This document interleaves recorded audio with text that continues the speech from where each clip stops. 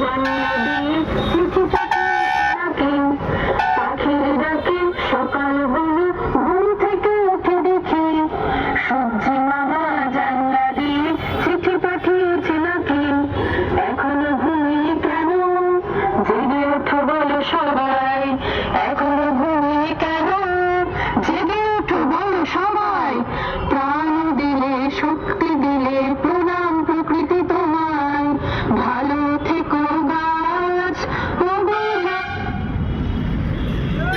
নমস্কার, আমরা Malda college eco club থেকে এসেছি কিছু সচেতনতার বার্তা নিয়ে। চলুন আজ আমরা আমাদের পরিবেশের কথা ভেবে কিশোর লাইফের কথা জেনে নিই, যা আমাদের শিশুশক্তির জন্য খুব প্রয়োজনীয়। আমরা বৃক্ষরোপণ নয়, বৃক্ষরোপণ করবো প্রাকৃতিক শক্তির ব্যবহার কমাবো এবং ভবিষ্যতের জন্য বাঁচিয়ে রাখবো। পাবলিক কারের পরিবর্তে পাবলিক ট্রান্সপোর্ট ব্যবহার করবো। ট্রাফিকে পড়লে গাড়ি ইঞ্জিন বন্ধ রাখবো, ঘর থেকে বেরোলে খুব বন্ধ করে বেরাবো। খাদের বৃষ্টির জল সংরক্ষণ করবো, পচন ফুল ও অপচনশীল যন্ত্র সঠিকভাবে ফেলবো।